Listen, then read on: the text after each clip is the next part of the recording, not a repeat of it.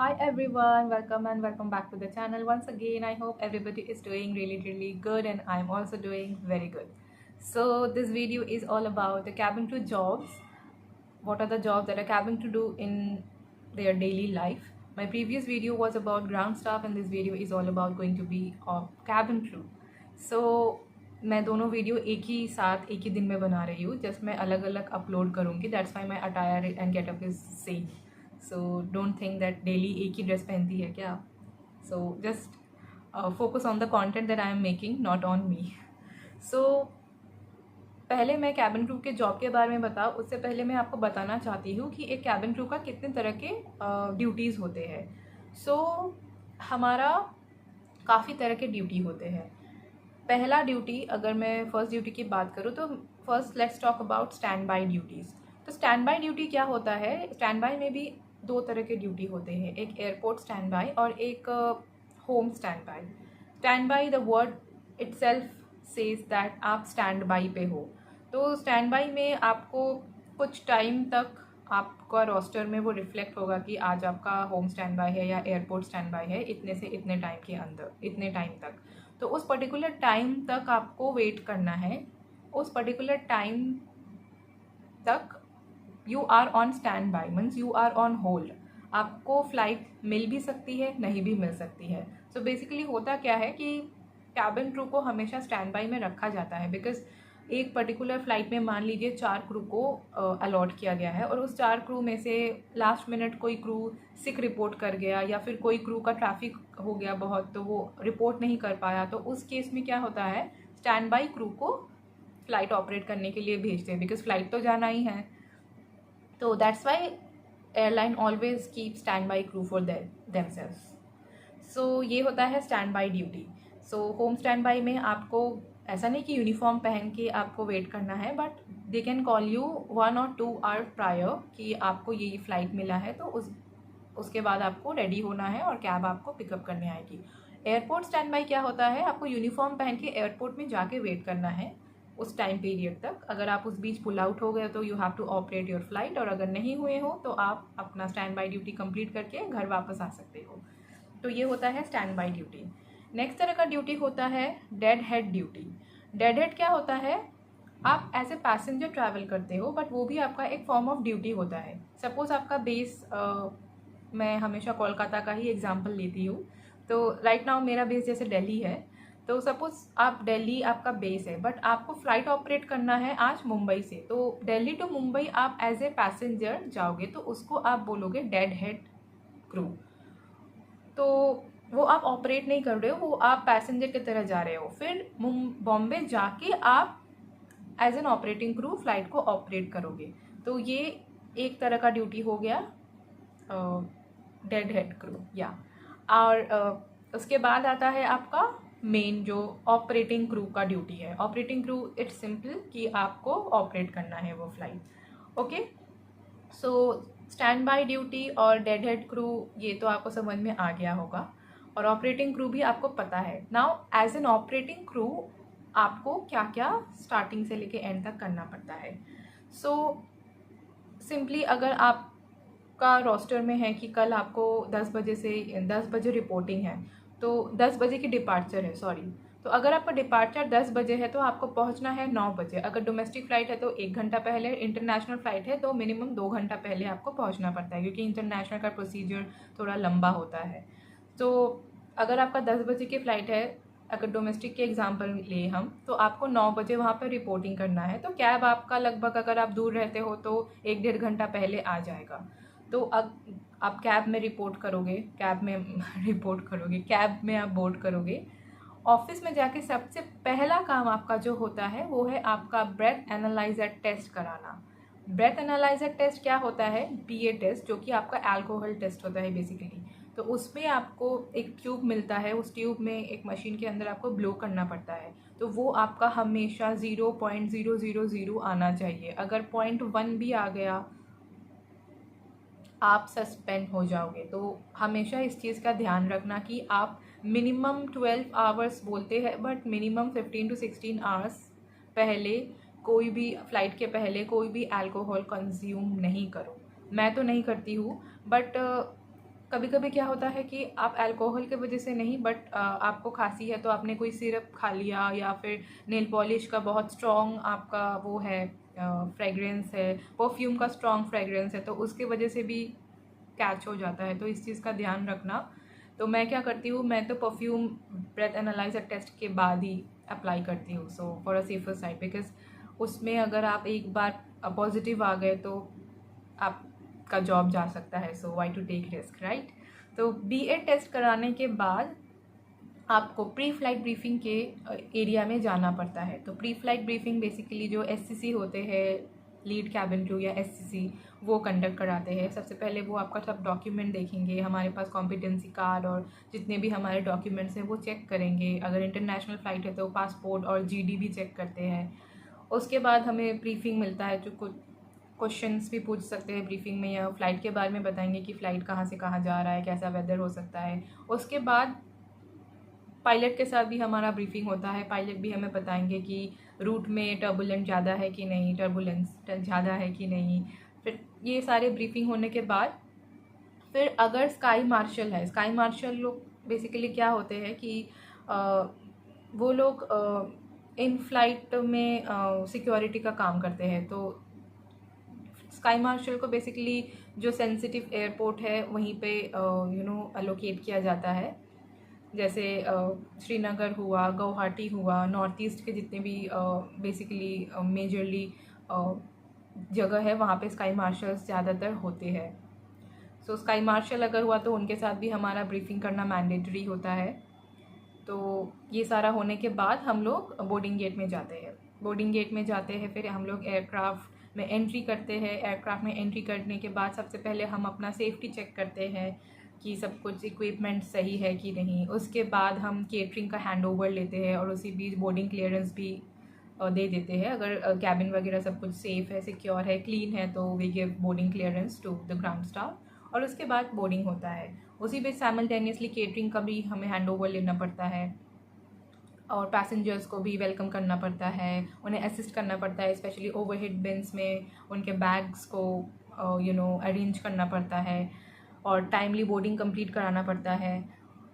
Boarding होने के बाद जब डोर क्लोज हो जाता है उसके बाद से हमारी सैलरी काउंट होती है। तो डोर जब क्लोज होके आर्म हो जाता है, till the time door open जब तक नहीं होता है, वो हमारा फ्लाइंग आवर्स होता है, ब्लॉक आवर्स होता है।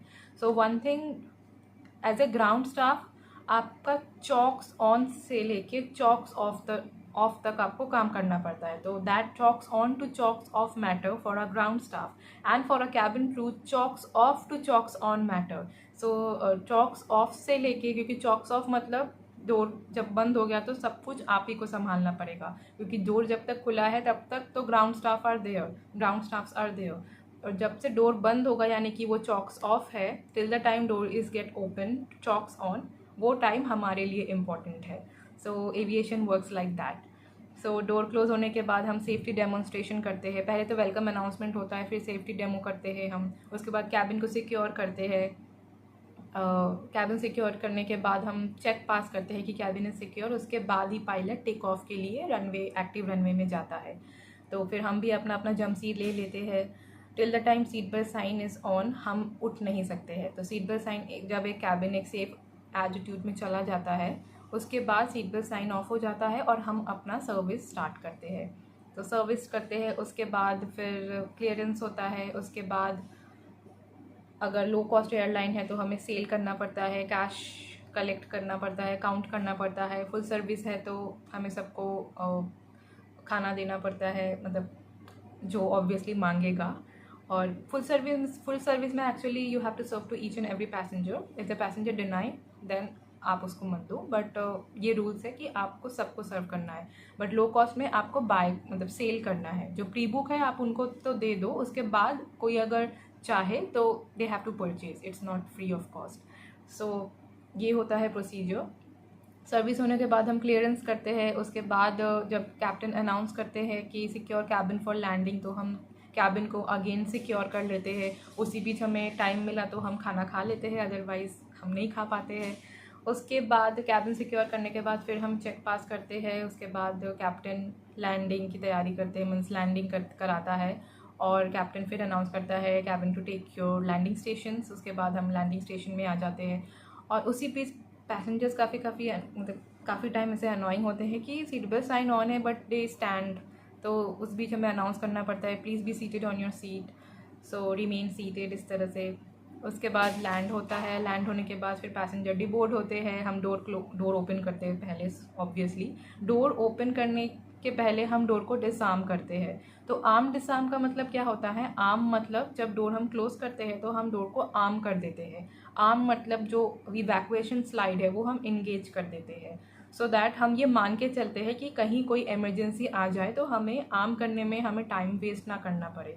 और जब फिर लैंड हो जाता है तो नॉर्मल लैंडिंग होता है, जब ऑब्वियसली डेली नॉर्मल लैंडिंग, तो हम डोर को फिर डिज़ार्म कर देते हैं, बिकॉज हम डिज़ार्म नहीं करेंगे तो हमारी नौकरी जा सकती है। सो हम डिज़ार्म कर देते हैं because so that slide disengage हो जाता है, क्योंकि हम नॉर्मल जब डोर खोलेंगे तो ऑब्वियसली वो स्लाइड तो डिप्लॉय नहीं होना चाहिए। इस बात का आप हमेशा ध्यान रखिए जो भी डोर की रिस्पॉन्सिबिलिटी आपको मिलेगा। तो arm disarm is the most important thing, because slide का बहुत कॉस्ट होता है पर स्लाइड। मुझे एग्जैक्ट तो नहीं पता, बट एक स्लाइड अगर इन्फ्लेट हो गया अन एमरजेंसी के टाइम नॉर्मल ऑपरेशन में तो आपकी तो नौकरी जाएगी ही जाएगी, साथ में वो प्लेन ग्राउंड भी हो जाता है, उसका बहुत खर्चा होता है। सो ये इन सारी चीज़ों का आपको ध्यान रखना है। पहली बात तो एक BA टेस्ट, दूसरी बात आर्म डिज़ार्म। और सेफ्टी में कोई भी आप गलती मत करिए। सर्विस में गलती इज़ एक्सेप्टेबल, बट सेफ्टी में एक गलती means you are risking your job, so be very careful when it comes to safety things. So उसके बाद सारे पैसेंजर डिप्लेन होने के बाद हम भी अपना कैबिन बैग लेके, मतलब हम अपना सारा सामान लेके डिप्लेन हो जाते हैं। और डिप्लेन होने के बाद फिर डीब्रीफिंग होता है, और अगर लो कॉस्ट एयरलाइन है तो हम अगर सेल करते हैं तो हमें सेल जितने भी कैश ट्रांजैक्शन होते हैं कैश डिपॉजिट करके डीब्रीफिंग करके फिर हम अपने ट्रांसपोर्ट के तरफ जाते हैं। अगर और एक और ड्यूटी के बारे में तो मैंने आपको बताया ही नहीं है, वो है लेओवर ड्यूटी। सो लेओवर ड्यूटी अगेन अगर आपको पता है तो बहुत अच्छी बात है, और अगर आप एकदम न्यू हो तो लेओवर मतलब होता है कि जैसे मान लो आपका बेस है दिल्ली और आपको 3 सेक्टर करना है, दिल्ली टू बॉम्बे, बॉम्बे टू चेन्नई, फिर चेन्नई टू दिल्ली बैक। तो ये तो नॉर्मल फ्लाइट हो गया कि आप दिल्ली में वापस आ गए। लेओवर में क्या होता है कि जब आप अपने बेस से बाहर रहते हो तो कंपनी आपको होटल एकोमोडेशन देते हैं, ट्रांसपोर्ट, होटल, फूड, सब कुछ कंपनी देते हैं। So layover for an example, Delhi, आपका बेस दिल्ली है, Delhi to Bombay, Bombay to Chennai, and फिर आप चेन्नई टू कहीं और, या फिर चेन्नई में ही स्टे हो, या फिर चेन्नई टू हैदराबाद, और हैदराबाद में आपका स्टे है फॉर अ पर्टिकुलर आवर्स। मान लीजिए 14 घंटे का या 24 घंटे का या 48 आवर्स का, वो डिपेंड करता है कि कितना ज़्यादा आवर्स का आपका लेओवर है। तो लेओवर में भी आपका अलग से अलाउंस होते हैं। तो लेओवर में आप हैदराबाद में होटल में रहे पर्टिकुलर लेओवर करके, फिर आप अपना नेक्स्ट डे फ्लाइट ऑपरेट करके वापस आ गए, या फिर से कहीं और लेओवर कर गए, बिकॉज पैटर्न वाइज भी फ़्लाइट्स होते हैं, वो आपके रोस्टर में सब रिफ्लेक्ट होता है।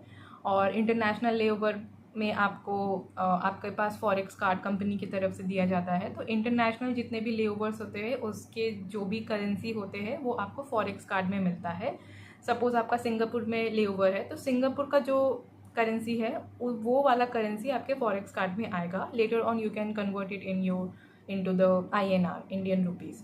तो लेओवर का अलाउंस हमें इस तरह मिलता है। डोमेस्टिक का अलाउंस तो हमें सैलरी के साथ ही मिल जाता है, बट इंटरनेशनल लेओवर का अलाउंस हमें अलग से फॉरेक्स कार्ड में आता है, बिकॉज जिस कंट्री में हम जा रहे हैं उस कंट्री के हिसाब से हमें करेंसी मिलता है। सो आई होप थोड़ा बहुत आपको समझ में आ रहा होगा कि कैबिन क्रू के जॉब्स एंड रिस्पॉन्सिबिलिटीज़ क्या है।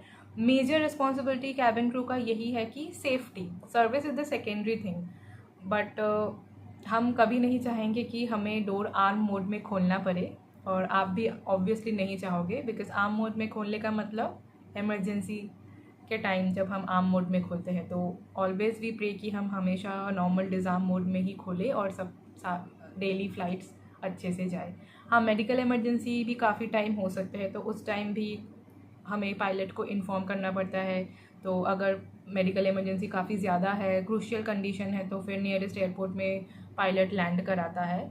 तो यही इसी तरह every day is a dynamic and different in aviation, either in ground staff or in a cabin crew. So I hope I have covered most topics, but still again it's all individual to individuals experiences.